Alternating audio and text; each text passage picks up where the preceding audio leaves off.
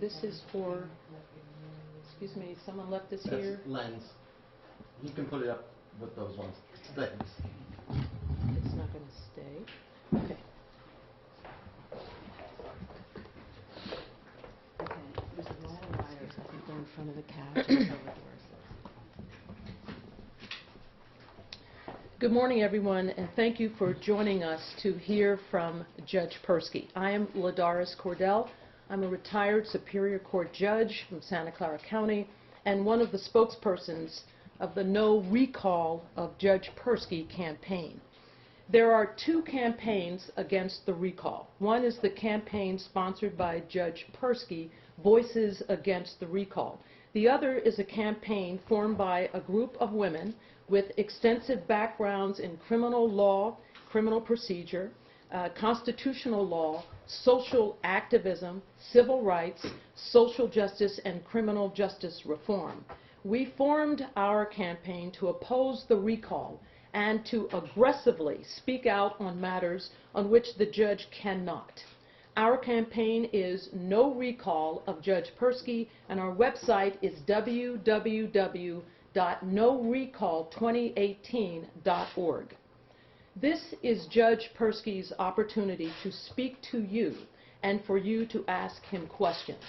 Those questions that he cannot answer because of the rules that limit what sitting judges can say, you can direct to members of our No Recall campaign at the conclusion of this press conference.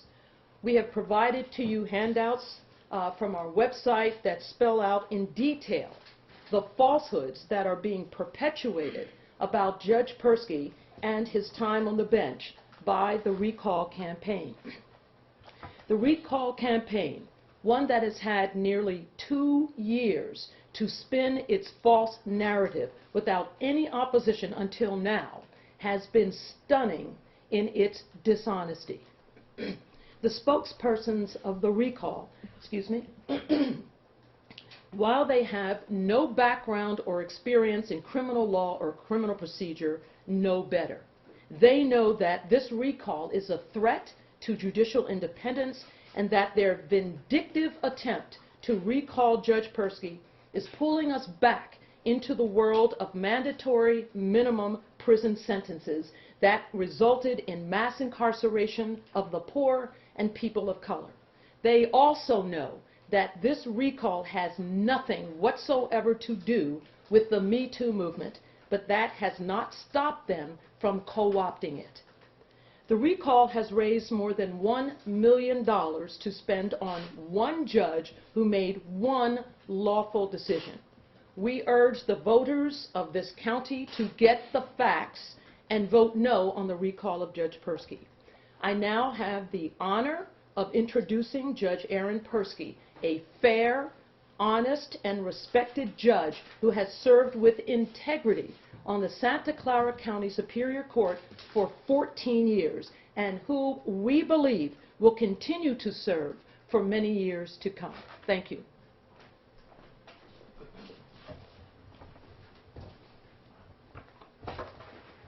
Thank you, Judge Cordell. Every day in every county in this state, individuals walk into courtrooms and they see up on the bench a person in a black robe. They are seeking justice. To those people, to those litigants, whether they be parents in a contentious divorce case, whether they be criminal defendants seeking a fair trial, whether they be victims in a criminal case seeking accountability and closure, we make them a promise. We promise as judges to rule based on the facts and the law and not on public opinion. In fact, we make jurors swear to that exact promise. One of the first instructions we give jurors in either a civil or criminal jury trial is, do not let public opinion influence your decision. When public opinion influences a juror's decision or a judge's decision, it corrupts the rule of law. This recall, if successful, will make it harder for judges to keep that promise. I want to talk about two first historical examples. Brown versus Board of Education, 1954, a U.S. Supreme Court case. overruling Plessy versus Ferguson. Separate is not equal. It became the law of the land, and federal courts were charged with the task of desegregating public schools. School children in segregated schools had the right to demand that those federal judges enforce the rule of law. And they did so, and they did so courageously. Brown versus Board of Education was unpopular in many states and in many school districts, and it took years of litigation to vindicate the rights of those school children. Imagine for a moment if those federal judges had been subject to judicial recall in the face of that unpopularity. Fast forward to 2000. Here in California, the voters passed Proposition 22 by a vote of 61% to 39%. Proposition 22 made it the law of the state of California that marriage is defined as between a man and a woman. In other words, only marriage between a man and a woman is valid in California. It took 8 years for the Supreme Court of California to find that unconstitutional. It took 8 years for the judges of our state to vindicate the rights of same-sex couples. We ask judges to follow the rule of law and not the rule of public opinion. We may forget that in 2004, a Sacramento Superior Court judge named Lauren McMaster made a decision upholding the validity of the domestic partnership laws in California. Those laws gave same-sex couples certain rights. They could not marry, but the California legislature gave them certain rights akin to marriage. Lauren McMaster made a ruling upholding the validity of those laws, and he was subject to a recall effort. At the time, then Attorney General Bill Lockyer issued a statement, and I just want to read it for you. It's still on Attorney General Javier Becerra's website. Bill Lockyer said, in response to that recall effort, "Our system of government cannot function the way our nation's founders intended if the courts are reduced to being political weather vanes. When a group threatens to recall one judge because they disagree with a ruling, they threaten all judges. They threaten the independence of the judiciary. They should be opposed, and they should be defeated." That statement is as true today as it was then, despite the different political forces at work. So where do recall proponents go when faced with this fundamental objection to the recall? They pivot. They say, Judge Persky is biased. 3 independent organizations have examined the claims of bias. The Commission on Judicial Performance, the Associated Press examined my rulings in jury trials in Palo Alto, and the Santa Clara County Bar Association. 3 organizations have rejected those claims. And yet, there is a consistent narrative about me, a caricature of me that has been allowed to flourish. And I want to give you some facts that counter that narrative, some facts about me. I was born in Berkeley in 1962. I was raised in San Francisco by liberal, permissive 1960s parents. I went to Stanford as an undergrad. I got a master's degree. I spent a total of 5 years there. And a few days after graduating in 1985, I got on my bicycle and rode to Washington, D.C. to raise money for the Red Cross African Famine Relief Campaign.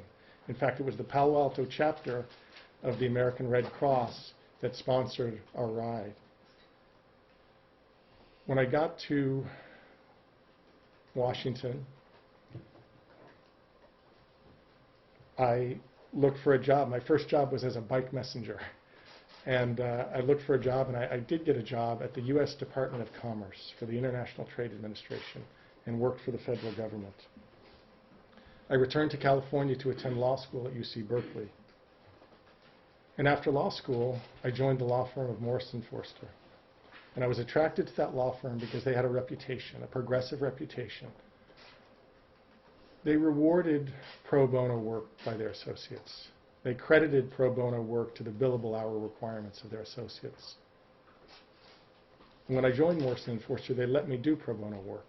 Ultimately, I received an award or certificate from the State Bar, the Wiley Manual Award, for crossing a certain threshold of pro bono hours. I rode in the California AIDS ride 4 times. That ride from San Francisco to Los Angeles raised money for AIDS treatment and prevention. I joined the district attorney's office here in Santa Clara County.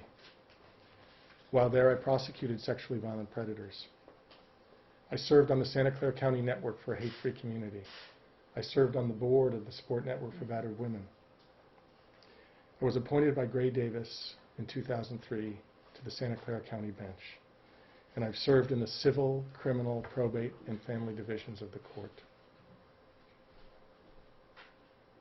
I'd like you to compare those facts to the caricature of me that has reigned for the last almost 2 years. So why have I remained silent until recently? Well, I think judges typically should accept criticism of their decisions. It's legitimate. It's an absolutely justified avenue of public discourse. We should sit, we should listen, we should take it. We should take criticism from social media, take criticism from cable news, take criticism from print journalism. But the recall takes it one step too far. The recall, if successful, threatens the integrity of our justice system, and it demands a response. I know firsthand what it's like to be the subject of criticism, outrage, and negative attention. I know firsthand the pressures that can be brought to bear on judges for making decisions according to the rule of law and not the rule of public opinion. How many judges want to drive down the streets of their neighborhood with their 2 children in the car and see a lawn sign, their father's picture, next to a mugshot? How many judges want to come home one day and find this political mailer addressed to their wife? And this mailer accuses the judge of failing to protect his community.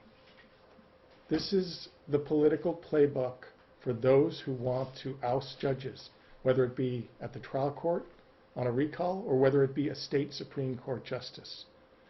It's the politics of fear. It's to appeal to the public's fear of crime. It's to appeal to the public's sense of outrage over certain decisions that may not have been accurately portrayed in the media. What judge wants to sit in chambers contemplating a difficult, high-profile decision and know that somewhere out there, if someone on one side or the other is displeased with that decision, that that person is willing to contribute $221,000, a single individual, $221,000 to help recall that judge? This is the reality of judicial recall. This is my reality. I don't anticipate, if the recall is successful, there to be a spate of judicial recalls. It's much more subtle, and I believe much more insidious than that. The judicial recall, if successful, will be a silent force, a silent corrupting force, a force that will enter the minds of judges as they contemplate difficult decisions, a force that will enter the minds of individual litigants when they step into the courtroom, wondering, can that judge withstand the challenge? It's a silent force that will enter the minds of the public. One of our jobs as judges is to promote public confidence in the judiciary. And so you have to wonder if the recall is successful. Will the public wonder, will judges have the guts to make the hard decisions? I trust that my colleagues have the guts. I trust that they will obey their ethical mandate. I trust that they will put a laser focus on the facts and the law in every single case that comes before them. But I question, if the recall is successful, whether the public will believe that, whether they will believe that a given judge is willing to risk his reputation, her job, her career over a difficult decision. We should give judges the courage to make those hard decisions. Again, back to the promise. A litigant enters the courtroom. A father or mother in a child custody case, a criminal defendant accused of a crime seeking a fair trial, a victim in a criminal case seeking accountability and perhaps closure. We make a promise to them. We need to keep that promise. I think a successful recall will make it harder for us to do that. Thank you for listening. I'll take questions. So, Judge,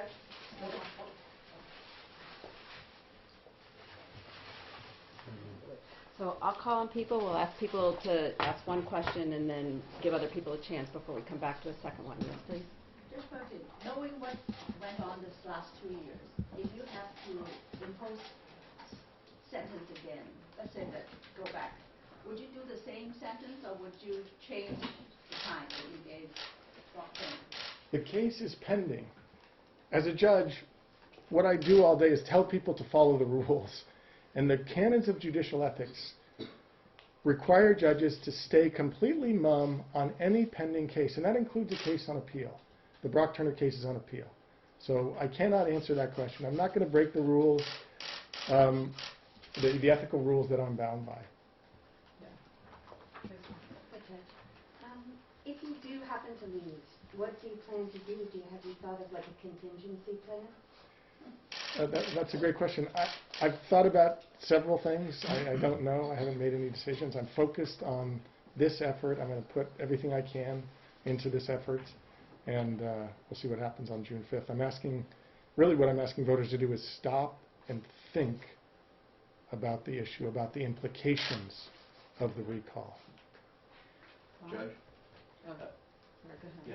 Can you give us your impressions of the victim's statement during the case that came out that really went widespread and influenced a lot of people?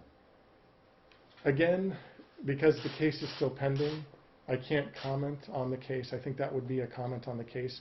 What I can say, though, and what the ethics rules allow me to do, is to point to the transcript of the sentencing. The transcript of the Brock-Turner sentencing is now online. If you Google Brock-Turner sentencing transcript, you will see it. My comments at the sentencing. And so I just direct you to that for what I actually said at the time. If that's on the record, could you repeat what's on the record?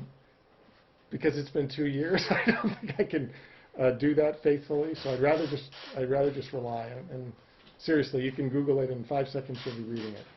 Bob? California voters have had the constitutional right to recall public officials, including judges, since 1911. What do you think the recall should rightly be used for? Should it only be for corruption in office, proven dishonesty, or is it legitimate to let's say, recall a judge for one or maybe a pattern of decisions that people don't approve of? I think judicial recalls should be reserved for misconduct by a judge or incompetence. And there are two avenues to address that short of recall. There's, of course, appeal. We have, I believe in California, a very robust appellate process. We have a disciplinary system. The Commission on Judicial Performance investigates complaints against judges. So if those institutions fail, perhaps there's a place for judicial recall. If those institutions are not, in fact, robust, either on the appellate level or on the disciplinary level, maybe there's a place for judicial recall. But I don't think there's a place for judicial recall based on decisions, lawful decisions made by a given judge. Yeah. The recall campaign has accused you of having a pattern of bias. So given that, what would you like the public to know, and how would you like to respond to that? I would like the public to know that I give due weight, respect, and consideration to every person that walks into the courtroom, regardless of race, gender, ethnicity. That's what we have to do. I take the rules of ethics very seriously. When confronted with an accusation or a pattern of bias, I would ask people to look at the sample size, to wonder if cherry picking has been involved, if there is certain confirmation bias involved in advocates who have selected certain cases out of the many cases that I've decided. And I would invite journalists to go to the source documents. Go to the source documents. Go to 270 Grant Avenue. Pull the files, read them front to back, make a list of the people who are involved in the case, call them, see if they'll comment. If they won't comment, talk to third parties. Find experts who can opine. We have advocates spinning facts that are contained in source documents, facts that are contained in court transcripts. Call up the court reporter, request the transcript. You can make your own determination. I will stand by a neutral determination. I stand by my decisions. Court documents are public records. Even though I can't speak about the cases since they're pending, I urge you to just take a look. Judge, are you at all, let me ask it a different way. What was your reaction first when this all kind of blew up, and as it has continued over the past many months? What is your emotional reaction?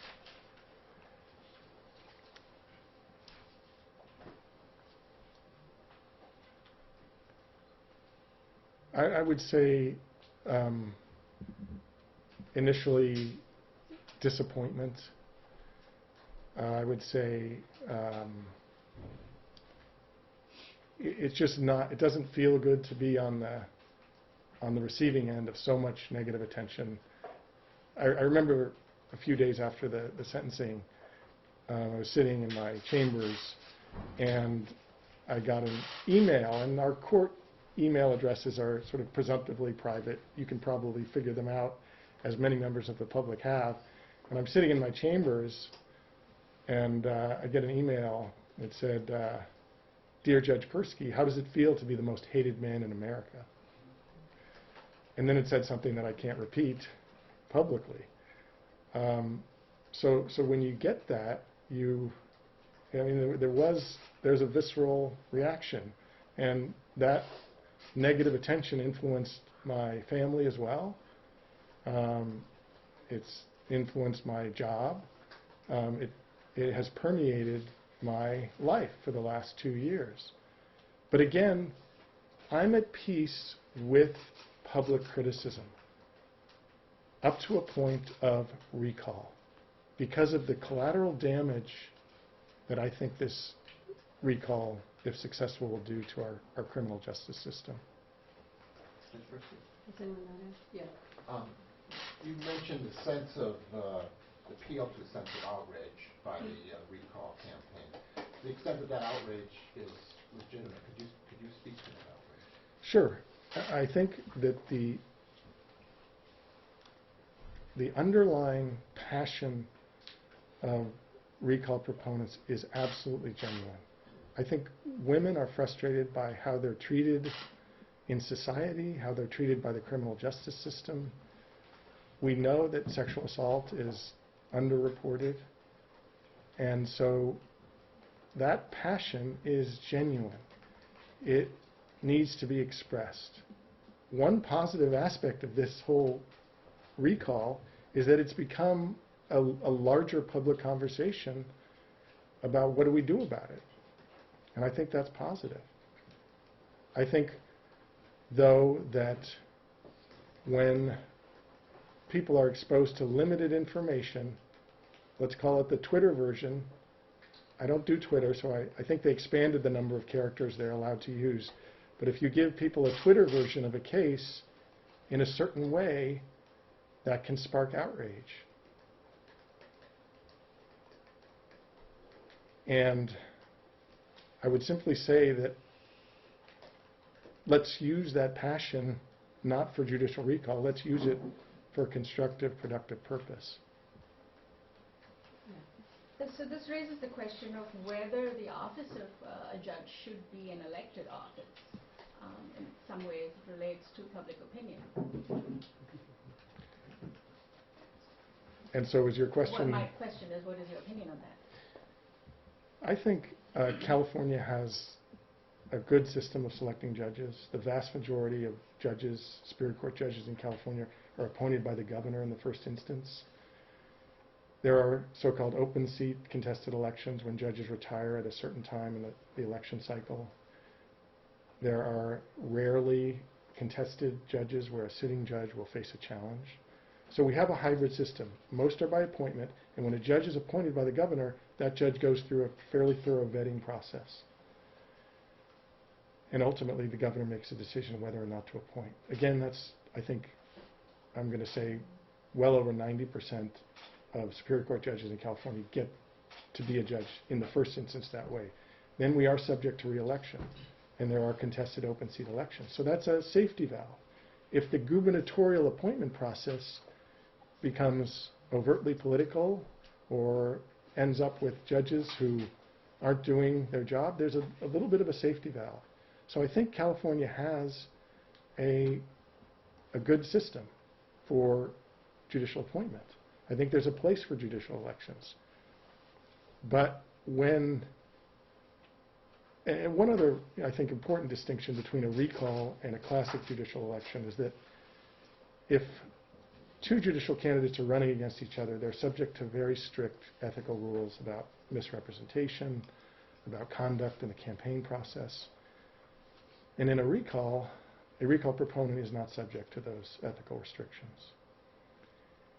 And so when a campaign starts to resemble the politics of fear, that to me is when it crosses the line. I mean, is that the sort of democracy that we want with that type of politics? Do we want that politics to enter the courtroom in a way that, again, makes it harder for judges to keep their promise to put public opinion to the side? There was a question in the back. Did you get one? Judge Persky, in your opinion, you mentioned earlier Brown versus Board of Education and also the McAllister decision on gay-sex marriages. How is the Brock-Turner case different in terms of an activist decision following or tracking or reflecting the changing value system of our society? When people are, as you mentioned earlier, are very passionate today, many people are passionate about the issue of sexual assault and fair and just sentences. Well, again, I can't speak directly to the Turner case. I think my point was that you don't know which side of the political divide you're going to be on when you want to recall a judge. If you're on the right side that the public supports, you may be happy with the notion of recall. But the political winds shift. And so I think the recall poses a challenge to, again, that promise that we make, which we have to keep. Disregard public opinion. Public opinion just doesn't have a place in the courtroom. It doesn't, and I go back to that jury instruction. if jurors are influenced by what they perceive to be their notion of what the public wants them to do, they have strayed. They have strayed from the laser focus they must put on the facts and the law. In every jury trial, and if any of you have served on a jury, you've probably heard the judge say this every time you leave the courtroom. Don't talk to anybody about the case. Don't read any media reports about the case. And why do we do that? We want to insulate jurors from public opinion. We want decisions to be made based on what happens in the courtroom. Now, appellate courts can make grand decisions about public policy or society. Trial court judges are charged with a pretty narrow mandate, which is you have a litigant on one side and a litigant on the other side, and you close it off to their case. You tune out public opinion.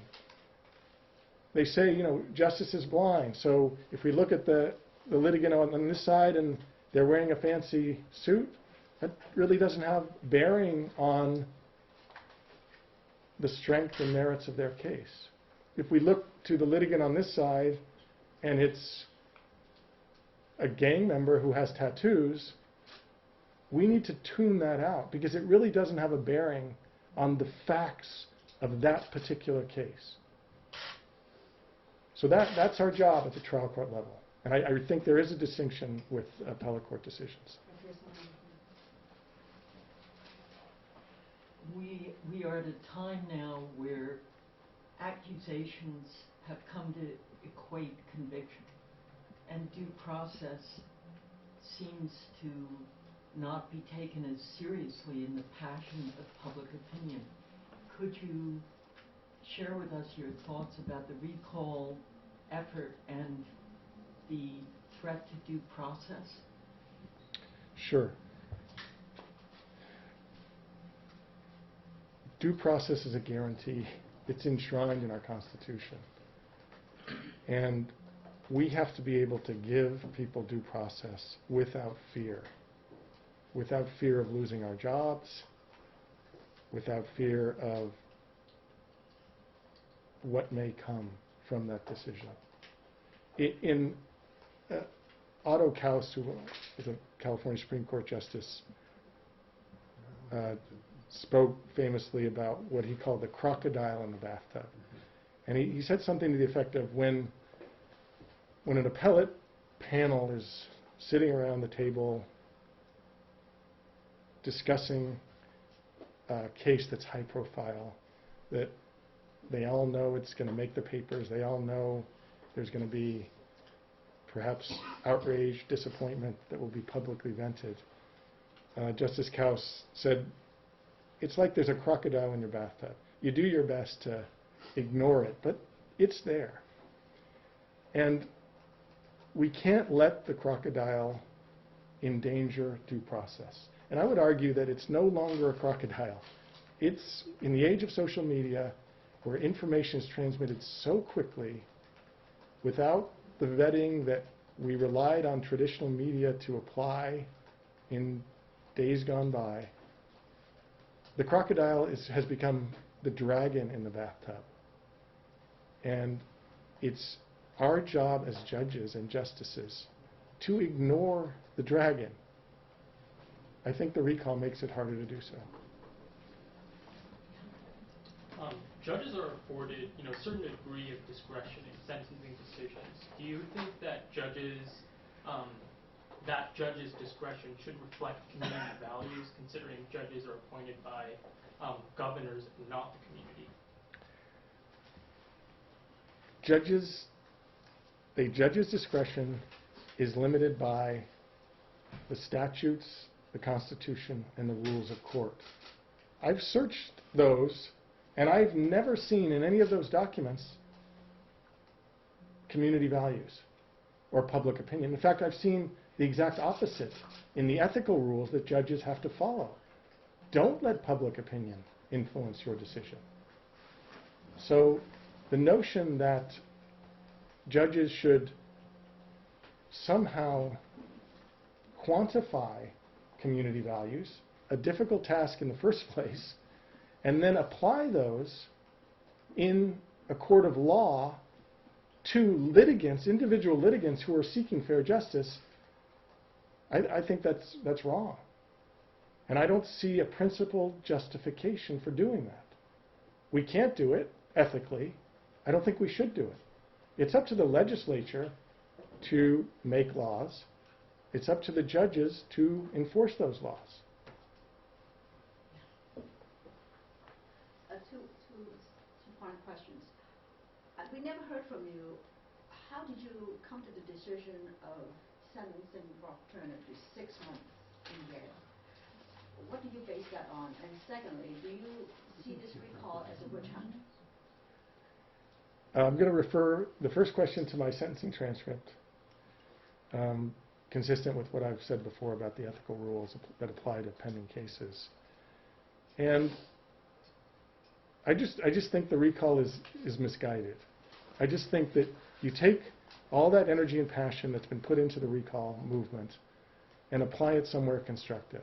Because applying it to this process, and if you go online and you quantify the dollars spent by both sides, by the county, that's a lot of money. And I just think it's misguided. It's misspent. Judge, why come forward now, just a few weeks before the actual voting on June the 5th? I mean, it's been, as you said, a couple of years of this. Why not come out and talk publicly sooner? Because I really think judges should typically zip it and take the heat, take the criticism. It's only when you get to a point where there's a very real chance that the recall will be successful, it gets serious for me. And I think, as I said, it demands a response. And I waited because I really think judges should sit back, take the criticism, but the stakes are too high, I think, now. That's why I've come forward. Follow up, if the recall is successful and you are pulled off the bench, what do you do? I live my life. Do you become an advocate against this kind of thing? Do you do anything beyond just go fishing? I will do something productive, I promise. I just don't know what at this time. And that's part of that is a family decision. I just have to see what happens. Judge, you referred to the stakes in your last statement. You said the stakes throughout. But what are the stakes? The stakes are that judges will feel that, again, that silent, creeping force, that corrupting force of what happens if I decide X. That's not what judges should be thinking about. Judges should be thinking about what are the facts in the case, what are the legal principles that apply, and how do I arrive at a just decision under the facts and the law. They shouldn't be thinking, what happens, who's going to hate me if I decide one way or the other. Thank you.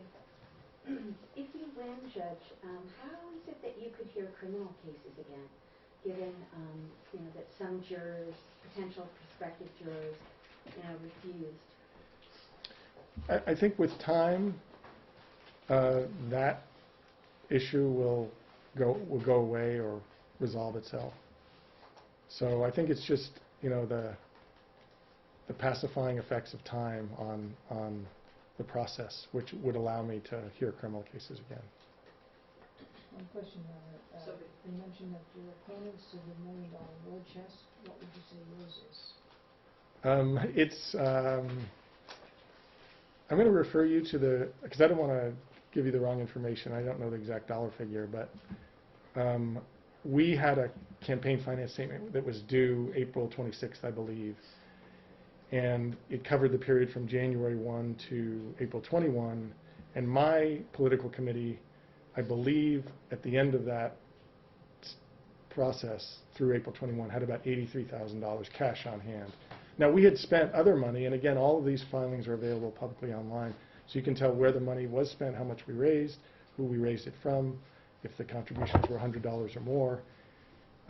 So I just invite you to go to that, and you'll get a very clear sense of the money issues in this campaign to the dollars and cents. Judge, you've ruled on many cases in your career. Were you surprised at the backlash that happened this time? Were you anticipating it because of who was involved in the sentence that was being given, or was it complete shock or surprise? I was surprised at the amount of backlash, and I think that's the world we live in, is the world of social media, and so ideas and arguments and feelings get transmitted at light speed, and that affects the public nationally, internationally. So I was surprised at that, and I'm not a social media person. I'm not on Facebook. I'm not on Twitter by choice and by design, and so I was surprised by that. Did you anticipate any backlash? Yes.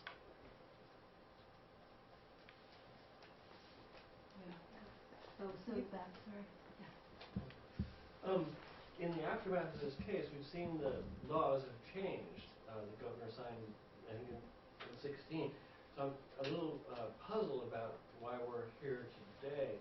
And I think a couple people have asked you about your reasoning in the sentencing, and you referred to the statement. I've read that. My impression is that you were following probation department guidelines, and I'm wondering, is it a matter of a discretionary call on your part? I mean, I haven't seen that. Okay, the probation says 6 months, end of story. That you were, you have some leeway, and if he's likely to reoffend, that kind of thing. Is that your impression too? That it's about discretion here? That what is about discretion? That the reason people are after you is that about the discretion that you within your duties to you weren't following a set. This is it wasn't like a set sentence that you had to just deliver. You were like, well, consider this, consider that. Am I correct? Well, I can speak generally, and again, without regard to that particular case, generally, judges have varying degrees of discretion with respect to any given case. And the discretion afforded judges depends on what the charges are. And it depends on what the penal code says about judges' discretion. So what I can say is that for cases where I have had discretion, I take responsibility for the exercise of my discretion. I take full responsibility for the exercise of my discretion. And I think that that's about all I can say. But I exercise that discretion within the limits given to me by the laws and the rules of court. Yeah. You've said the stakes are high, and your supporters are saying that if this recall goes through, that down the road it will affect people of color, defendants of color, and the decisions that judges make. Do you agree with that, and how will it impact people? I think, and there is some research on this. If you go to the Brennan Center's website, there's some research about the effect that judicial elections have on the relative harshness of sentencing. And the research seems to suggest that as judicial elections approach, that judges' sentences get harsher. And we know that people of color are disproportionately represented in our criminal justice system. So I don't think it's a difficult inference to make that if the research is borne out and the recall is successful and harsher sentences are given, hypothetically, that will disproportionately impact those people that are already in the criminal justice system. That's not a stretch. But again, as I said before, I trust my colleagues in the trial courts of the state of California to do their duty. And I really believe that they will. I just don't think it makes sense to make it harder for them to do so, or to shake the public's confidence in their ability to do so with a recall. Does anyone not have a chance? Yeah. Judge, you mentioned how uncomfortable it is to be on this side of such negative attention. And you talked about it permeating not only your work, but your family as well. How is your family, and how has it affected the family?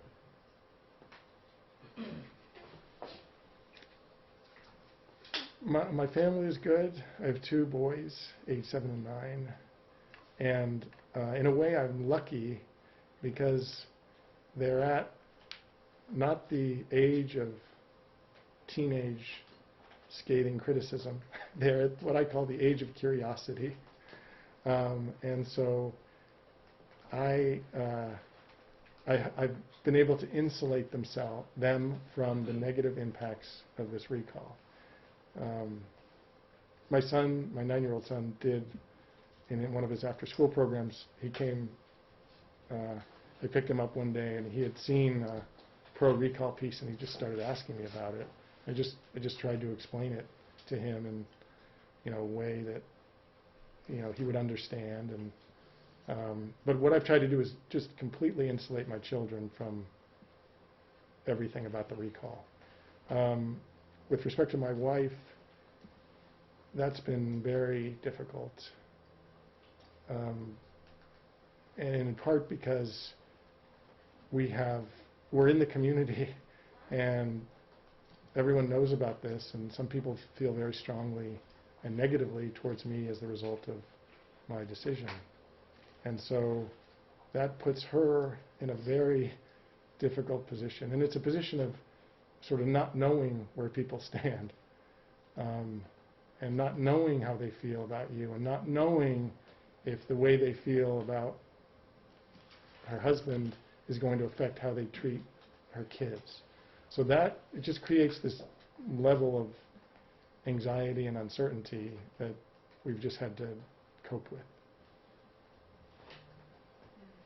Judge, I know that you said that you're not supposed to factor in how the plaintiffs or the defendants think about a potential ruling before you rule. But I'm wondering, after the Brock Turner case, do you ever think about the victim in that case and how she thinks about how you rule and how she's doing? Period. Do you think about her? I do. I think about it all the time. And that's part of the challenge. It's the challenge of limiting yourself as a judge to what you are ethically bound to consider in a case. Another jury instruction that we give to jurors in criminal cases, and I think also in civil cases, it goes along with the do not let public opinion influence your decision. It's do not let sympathy influence your decision. And so judges are people, we're humans. Things affect us viscerally. Things affect us emotionally. We have a hard job, which is to, again, do that laser focus on the facts and the law, and not to let that creep in the decision-making process.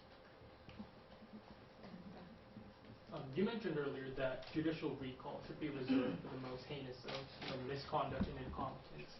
So what place does judicial elections have, considering that they both serve as effectively choosing who should be on the bench? Are you talking about a contested election? So, for example, in an open seat election, you just have an open seat. Are you talking about when? Contested judicial election. Okay, so let's say individual A lawyer challenges individual B, the actual sitting judge. Yeah, considering that there are a lot of those in San Francisco right now. That's true. I think it's obviously constitutionally allowed. I just think that the public, as voters, needs to look searchingly at the reasons for, are there good reasons for taking this judge off the bench and inserting this other judge? And it's hard, I think, for voters to get that kind of information in a contested judicial election. And so it does, I mean, there is, the recall is special, but contested elections where sitting judges are challenged raise similar questions of judicial independence. And I just think that we have to be careful about that process. It's sort of, there are things that you can do constitutionally, and the question is, should you do them? People are within their rights to try to recall me. I accept that. Should it be done? People are within their rights to challenge sitting judges. Should it be done? Is there a good reason? And again, I would go back to, there's a record of either incompetence or misconduct. Those would be good reasons to me. So everyone, I think, has had a chance to answer a question. I'm going to thank you for coming. The one just comment, because this question came up over and over again about will this impact sentences, in particular for people of color. The one observation I'd make that you can look at is, as a direct result of this recall effort, as someone raised, the law has changed. There's now mandatory minimum sentences with respect to these kinds of offenses. So we already have harsher sentences that will impact people of color disproportionately. They are the individuals who come before the court system disproportionately. So it's not a question of whether judges will be impacted about giving harsher sentences. That may happen, but they will have to now impose these harsher sentences. That is a fact. And that is as a direct result of the recall campaign. So I thank everyone. There's those of us who are here who have worked or investigated the cases that are part of the No Recall campaign. We're happy to stay off the glare of all these cameras and answer some questions you may have that the judge is unable to answer. And those of us, you've met Judge Cordell, Elspeth Farmer, who's here. In the corner is Margaret Russell, a colleague of mine from Santa Clara University Law School, for identification purposes only. And myself, Ellen Kreitzberg, also a law professor. So we're happy to respond to some of your questions about specific facts of the cases that you may have that the judge is unable to address. So thank you for coming. The $221,000, who donated? That was mentioned. You don't know? Not to our campaign. Look at the filing. Yeah, not to It's here on their disclosure. Oh, no, that's theirs. No, I know, but her name is on there. Yeah. It's the bottom name on their disclosure. All right. So you've all gotten handouts, I think, that talk about the last thing I'd say is this No Recall campaign. If Professor Russell can come up here, because we've been portrayed as the face of people who are supportive of rape culture. You can oppose the recall and still be individuals, men or women, who are voices for victims, who have been advocates for social justice, who have worked their entire careers for racial justice and fairness in the criminal justice system. And so the initial characterization that we are individuals who support rape culture is flatly false, and that should give you the lens by which you examine the rest of the facts that they're putting out there. So we thank you all for coming. We independently investigated cases because none of us had any specific relationship with this judge before this. It was not a matter of social or any sort of connection. We looked at the facts. We were appalled by what was being presented. We were dismayed at the inaccuracies, the misleading, and the downright lies that were being portrayed. And death and destruction. Let it end now. Thank you. God bless you. Thank you.